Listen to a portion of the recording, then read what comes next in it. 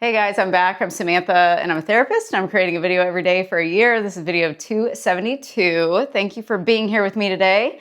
Wanted to share something a little bit crazy. I was listening to this podcast and they were talking about this guy that was doing a video every day for 1,000 days.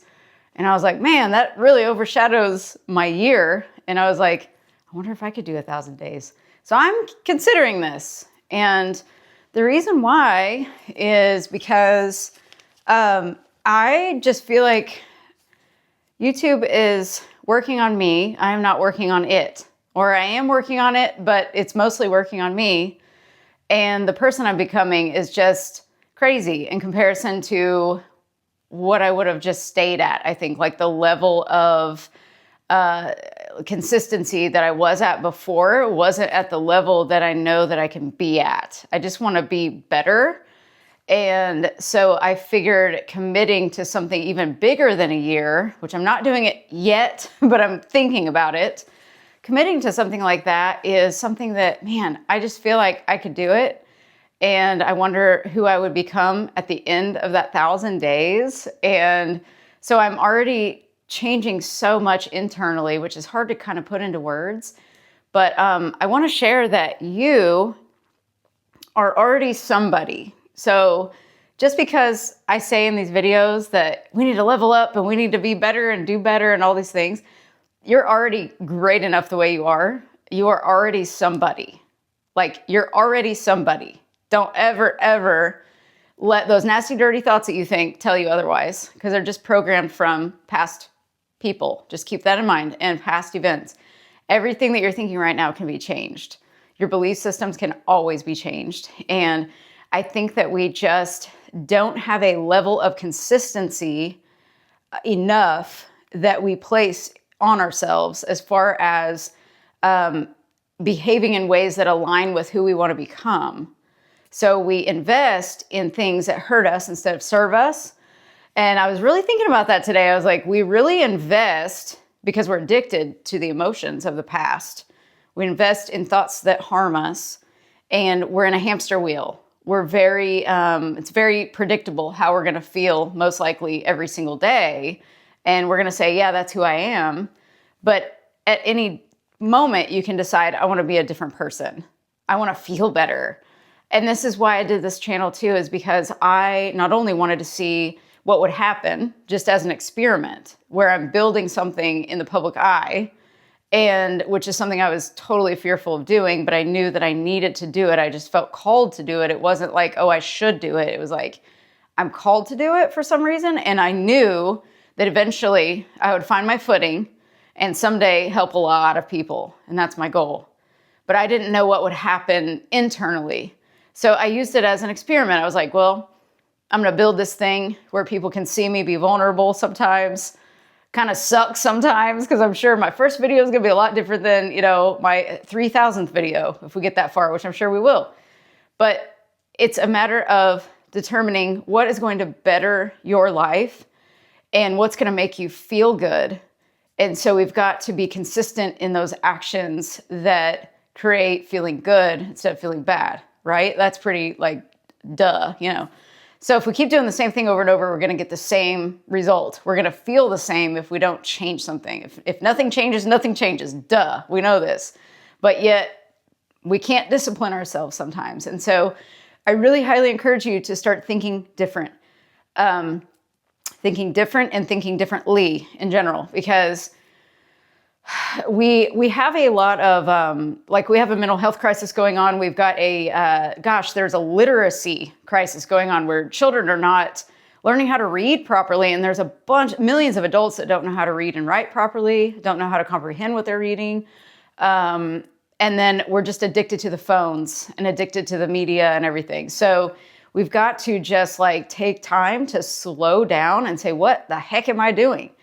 What am I doing to contribute to how I'm feeling? Because once you become aware of what you're actually doing, then you can determine, okay, what is it that I need to maybe stop doing? And I know Lent is, I think, happening right now. And I have another opinion on Lent. I was thinking about that. And I was like, well, what if we gave up, like, instead of giving up sugar or meat, which is what a lot of people do, ice cream. I did that one time years ago. I was like, I'm going to give up ice cream for like more than 40 days. I think I did 2 months or something. I don't know. Went hardcore in on that ice cream. And I was like, well, what if we like gave up talking crap to ourselves? You know, like what if that's something we gave up? And what if we started programming in nice thoughts to ourselves every day during Lent? So really take these things in and like change the way you think about things. Like pretend like there's no box to think outside of. Like there's no box. You create the box if you want one, but we're limitless. So you've got to start thinking limitlessly.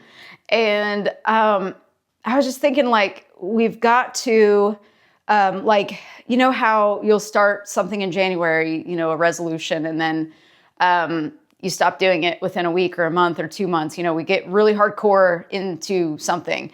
And I've always been a disciplined person somehow. I really don't know how. I don't know. I must have just been programmed into somehow being disciplined. If you're not programmed to be like that, I would assume that you've got to decide, hey, this is how I want to feel. This is what I'm going to have to do to align with who I'm trying to be. But I was just thinking about like how we've got to remain consistent to change the internal landscape that's going on, and to do that, we have to be aware of how we're feeling, because we don't remain consistent because there's something going on where we're overwhelmed, or we feel like something sounds better than maybe the perceived pain that we're going to feel if we continue to do the thing that we were, you know, that we set out to do.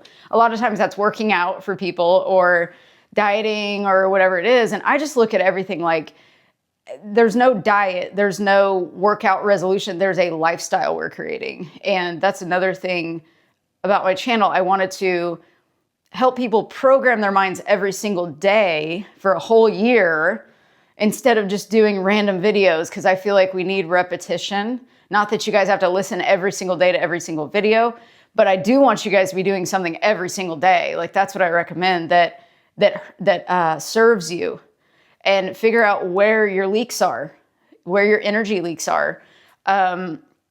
What thoughts are you thinking that just do not serve you whatsoever?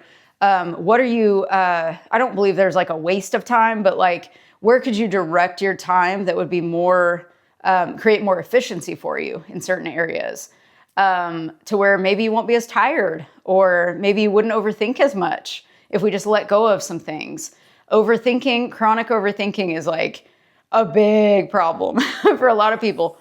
And overthinking is just like, it's almost like, you know, your brain's trying to solve a problem and it just can't do it because it's so programmed. It's just going to automatically do that, you know, until you stop it, and you have to disrupt it at some point. And in order to disrupt something, you got to be conscious of where you're at in the moment. So we've got to remain as conscious as possible throughout the day to know, hey, where am I at right now? And then also when you wake up in the morning, it's like, who do I want to be today? What do I want to think today? How do I want to feel today? Have an intention set for your day and start imagining your day, how you want it to go, just for fun. I started like saying in the mirror, like, or just throughout the day, even just saying these positive affirmations, like, thank you for this, thank you for that, thank you that, like I even said like, oh, thank you, I'm a successful YouTuber and my channel blew up. You know, I'll just say things like that. But then I thought, well, what is a successful YouTuber? That's subjective. To me, success is I feel fulfilled and I feel awesome. But the thing is, I already feel that way. So I've trained myself to feel that way even before things happen. So that's what I've done over the years that I've noticed that I didn't really realize I had done. I was already training myself to feel that way and feel at peace. But the peace part actually really came in the last few months. And I think it's because, I'll bring it back to YouTube again. It's like, I think it's because I'm being my natural, true, authentic self with you guys on here. And I wasn't doing that before. I was suppressing that down because I wasn't sharing this. I was consuming information all the time, like eating it all the time. And then now I'm finally creating and getting it out of myself. And that feels pretty awesome.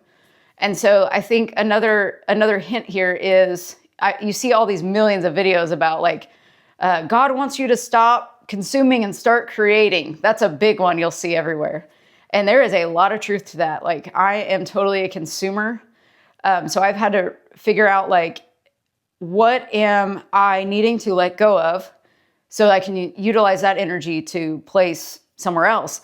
But I love to read. So it's not that like, and I love to watch videos too, useful videos. I don't really watch too much. Like I probably watch maybe 5%, 5 or 10% of the videos I watch are just like fun, like South Park or, things like that make me laugh. Old Roseanne episodes, home improvement episodes, whatever pops up, things like that. Haunted houses. We like to watch the haunted house stuff.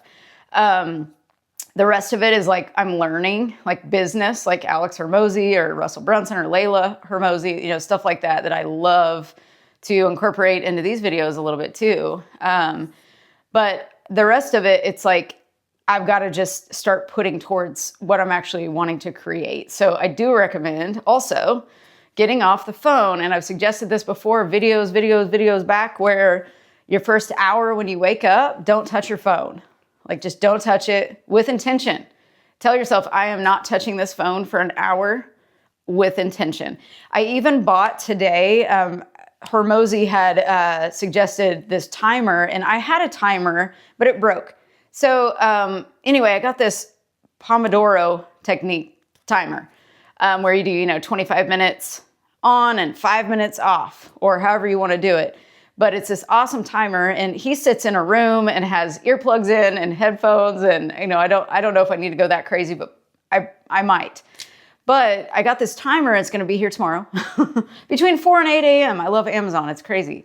But I'm going to use that because I decided I was like, I need to just create a little bit of extra discipline in certain areas. And I'm just experimenting.